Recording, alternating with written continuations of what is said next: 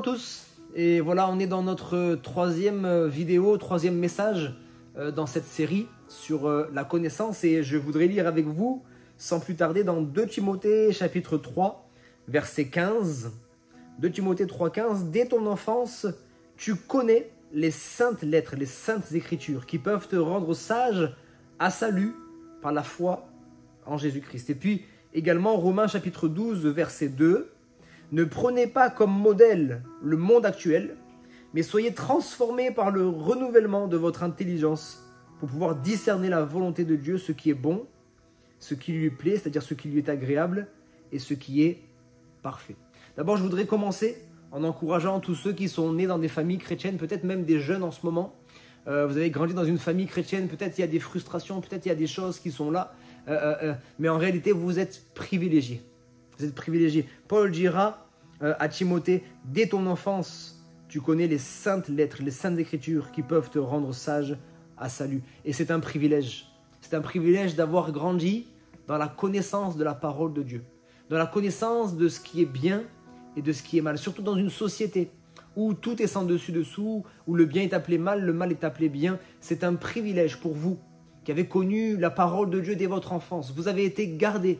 C'est vrai peut-être que en ce moment, il y a un jeune qui se dit oui, mais il y a des restrictions, il y a des contraintes. C'est vrai que peut-être tu as l'impression de ne pas être libre, mais crois-moi, ça c'est la vraie liberté. La connaissance du bien et du mal, la connaissance de ce qui plaît à Dieu et de ce qui déplaît à Dieu. Ça t'a évité jusqu'à présent de faire bien des erreurs.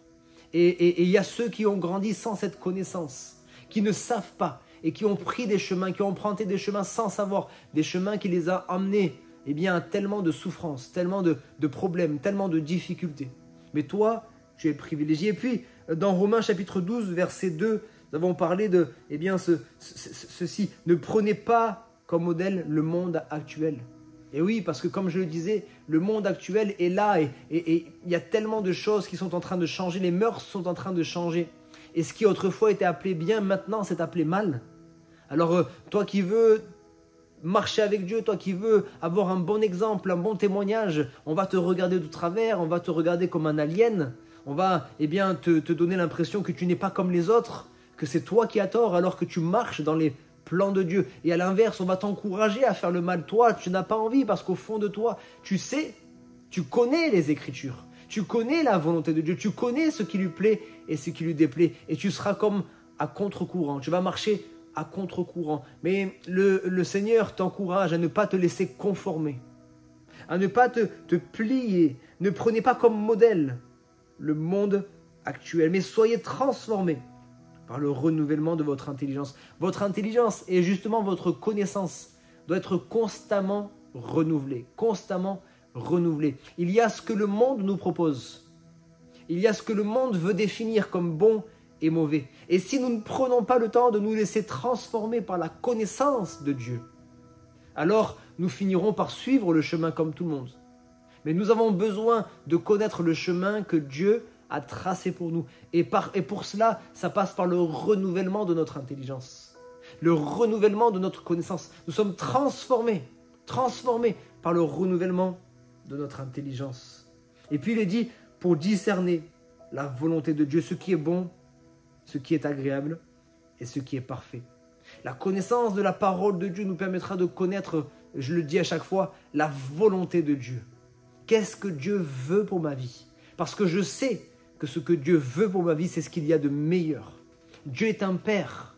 Dieu est un Père merveilleux. Et ce qu'il veut pour moi, c'est ce qu'il y a de meilleur. Je dois connaître la volonté de Dieu. Et dans cette volonté, il y a 3 niveaux. Il y a ce qui est bon, il y a ce qui est agréable, et puis il y a ce qui est parfait. Il y a des choses que nous faisons dans notre vie, c'est bon, c'est pas mauvais. Mais on n'est pas encore dans ce qui est vraiment agréable, ce qui plaît au cœur de Dieu. Il y a des choses que tu fais, elles sont pas mauvaises. Je me répète, peut-être ton travail, il n'est pas mauvais en soi. Mais c'est peut-être pas quelque chose qui est agréable à Dieu. Et puis peut-être tu es dans un travail qui est agréable à Dieu, mais tu n'es pas dans ce qui est parfait, c'est-à-dire à l'endroit pile poil où il t'attend. Dans vraiment ce qu'il a préparé pour toi, ce qui est parfait, ce qui a été écrit pour toi, ce qui est vraiment dans le cœur du Père. Et pour cela, on doit vraiment s'efforcer de chercher sa volonté. de connaître ce qui est bon pour lui, ce qui est agréable pour lui et ce qui est parfait. Et automatiquement, ce qui sera bon, agréable et parfait pour Dieu, automatiquement, ce sera désagréable pour notre propre chair. Certaines fois, ce ne sera pas bon pour le monde qui nous entoure. Ce sera désagréable. Ce seront des choses qui sont en opposition. La volonté de Dieu est toujours en opposition avec la volonté de notre chair ou la volonté de ce monde qui est dirigé par le prince de ce monde qui est Satan. Alors oui, mon frère, ma sœur, cherche à connaître davantage sa volonté. Amen.